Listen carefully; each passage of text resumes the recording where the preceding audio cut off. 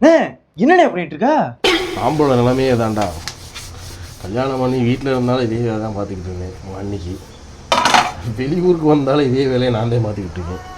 ஆண்களோட விதி கடவுளுக்கு படைச்சிட்டேன். உன்னோட அற்புதமான வேலையை பார்த்துட்டு ஒருத்தவங்க உன்னை பாராட்ட வந்திருக்காங்கண்ணே. ஆண்கள் படுற கஷ்டத்துக்கெல்லாம் பாராட்டணும்னா எல்லா விஷயத்துக்கும் பாராட்டணும். பரவாயில்ல, இந்த விஷயத்துக்கு நேரம் பாராட்ட வந்திருக்கான்ற யாரா அந்த பெருந்தி இவர் யாரா மதுரையிலேருந்து மெட்ராஸ் கூட்டு வந்தது? நான் சென்னை வந்தது இருக்கட்டும், என்னைக்காவது இப்படி வீட்டில் பாத்திரம் வளர்க்கிருக்கியா? இல்லை. தின்ன தட்டை கூட எடுத்து வைக்க மாட்டேன், இங்கே வந்து பில்டப் பண்ணி வீடியோ படுத்துறியா? இவங்க பூரா அக்கா கொடுமைக்காரின்னு வந்து கமெண்ட் பண்ண. இந்த மாதிரி ஏதாவது பில்டப் பண்ணி வீடியோ போட்டதாம்மா யூடியூப்ல இன்ஸ்டாகிராமில் வியூஸ் நிறையா போகும்.